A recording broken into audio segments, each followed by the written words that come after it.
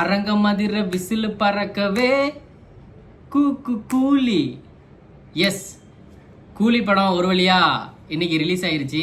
So எல்லாரும் எதிர்பார்த்த மாதிரி ஒரு ஹை எக்ஸ்பெக்டேஷனோடைய இந்த படம் வந்து இன்னைக்கு ரிலீஸ் பண்ணியிருந்தாங்க. ஸோ இந்த படம் எப்படி இருக்குது, இது வந்து எப்படிலாம் வந்து இந்த படத்தில் என்னெல்லாம் இருக்குது அப்படிங்கிறத வந்து இன்னைக்கு இந்த வீடியோவில் நம்ம பார்க்க போகிறோம். ஸோ வீடியோவுக்கு போகலாமா? ஓகே. படம் எக்ஸ்பெக்டேஷன் பண்ண அளவுக்கு இந்த படம் வந்து இருக்கா இல்லையா அப்படிங்கிற ஒரு கொஸ்டின் வந்து எல்லாத்துக்குமே இருந்துக்கிட்டே இருக்கும். இன்றைக்கி சோசியல் மீடியா இல்லை இந்த ஒரு வாரமாக வந்து சோசியல் மீடியா ஃபுல்லாக வந்து கூலி கூலி கூலி கூலி கூலின்னு ஒரே ஹைப்பு தான். பட் அந்த ஹைப்பை வந்து ஃபுல்ஃபில் பண்ணுச்சா அப்படிங்கிறது வந்து என்னைய கேட்டிங்கன்னா கொஞ்சம் டவுட்டாக தான் இருக்குது.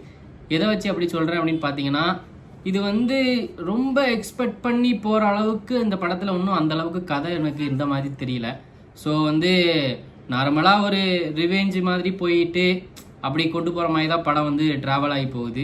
ஸோ இது வந்து ஸ்டாண்டலோன் மூவி அப்படிங்கிறதுனால வந்து இது எல்சியூ அந்த மாதிரி எந்த ஒரு கனெக்ஷனுமே இதில் வந்து இருக்கிற மாதிரி தெரியவே இல்லை. ஸோ ஆல்ரெடி அவர் சொல்லியிருந்தாரு ஸ்டாண்டலோன் மூவி தான் அப்படிங்கிறது. இருந்தாலும் நம்ம பயவில்லைங்க, என்னடா இதுக்குள்ளே ஏதாவது ஒரு சின்ன ஏதாவது விஷயம் இருக்குமா அப்படிங்கிறது வந்து கொஞ்சம் டீகோட் பண்ணி பார்த்துக்கிட்டே இருந்தாங்க. ஸோ கடைசியில் படம் ரிலீஸ் ஆனதுக்கப்புறம் தான் தெரியுது இதுக்கும் அதுக்கும் எந்த வித சம்மந்தமுமே இல்லை.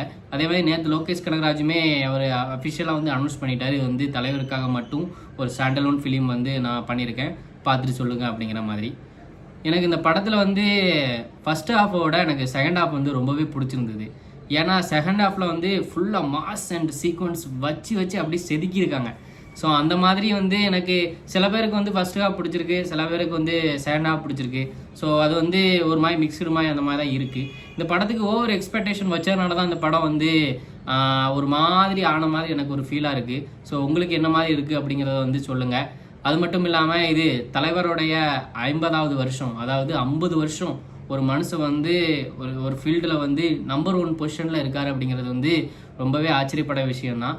ஸோ தலைவருக்கு வந்து இது ஒரு என்ன சொல்கிறது, ஒரு நல்ல படம் தான். இது ஒரு லோகேஷ் கனகராஜோடைய வெர்ஷனில் இது வந்து கொஞ்சம் டிஃப்ரெண்ட்டாக இருக்குது. நம்ம எல்லாருக்குமே வந்து இந்த விக்ரம், இந்த லியோ இந்த மாதிரி படங்கள் வந்து பார்த்துட்டு இதில் வந்து அது மாதிரி நிறைய இருக்கும் அப்படிங்கிறத பார்த்தீங்கன்னா அந்த மாதிரி ஒன்றும் பெருசாக இல்லை. ஸோ ஓகே, படம் வந்து ஒரு ரஜினி ஃபேனாக வந்து நீங்கள் போய் பார்த்தீங்க அப்படின்னா வேறு லெவலில் ஒரு கூஸ் பம்ப்ஸ் வந்து படத்தில் வந்து நிறைய இடத்துல இருக்கும். ஸோ ஃபஸ்ட்டு ஹாஃப் வந்து அப்படியே ஸ்லோவாக கொண்டு போய் ஒரு மாதிரி முடிக்கிறாங்க. ஏங்க எனக்கு இந்த விக்ரமில் இருந்த அந்த இன்டர்வல் பிளாக் வந்து ஏன் எனக்கு இந்த படத்தில் வந்து ரொம்ப எனக்கு இல்லை அப்படிங்கிற மாதிரி தான் ஒரு ஃபீல் ஆச்சு. இன்டர்வல் பிளாக்னா ஒரு எப்படி இருக்கணும், ஒரு மாஸாக ஒரு கிளாஸாக அப்படியே ஒரு ஃபினிஷ் பண்ண வேண்டாமா? ஸோ இன்டர்வல் பிளாக் வந்து எனக்கு அந்தளவுக்கு இது இன்டர்வல் தானா அப்படிங்கிற மாதிரி ஒரு மாதிரி இருந்துச்சு. ஓகே. அதே மாதிரி வில்லனிசம், அதாவது வில்லன் வந்து நம்ம நாகார்ஜுனா வந்து வில்லன் ரோல் பண்ணியிருந்தாரு. ஸோ வில்லன் வந்து அந்தளவுக்கு ஒரு ஹை இம்பேக்டாக வந்து எனக்கு ஃபீல் ஆகலை.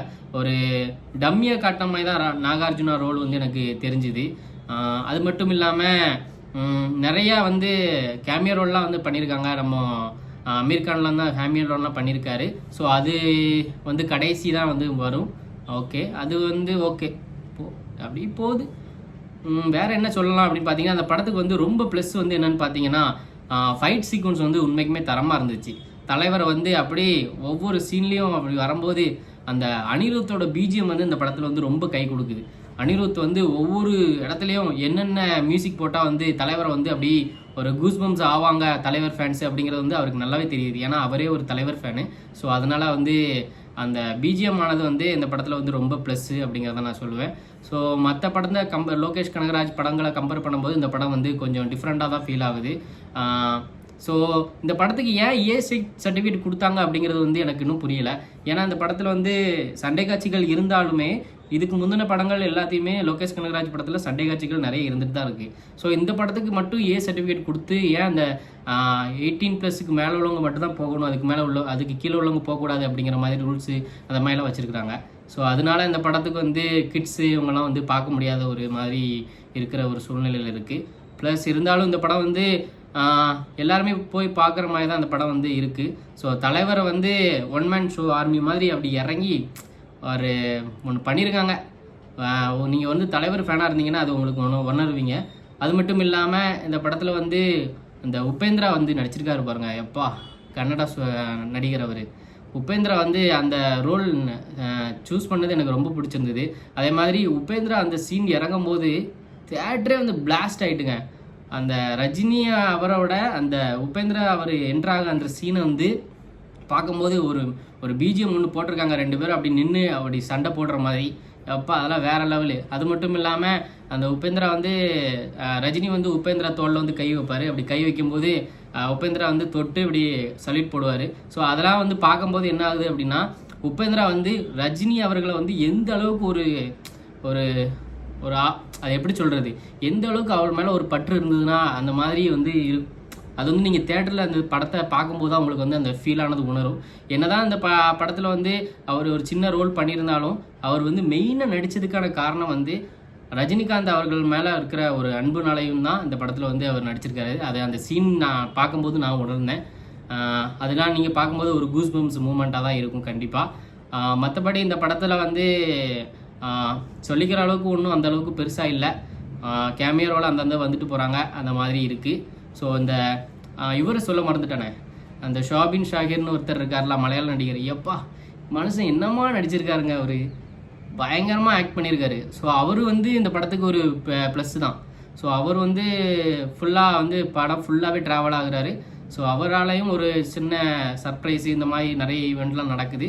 ஸோ அதுவுமே ஓகே, இந்த படத்துக்கு ஒரு ப்ளஸ்ஸு தான். மற்றபடி இந்த படத்தை நீங்கள் வந்து ஒரு தடவை வாட்ச் பண்ணலாம். அந்த அளவுக்கு ஒரு தரமான படம் தான் இந்த கூலி படம்.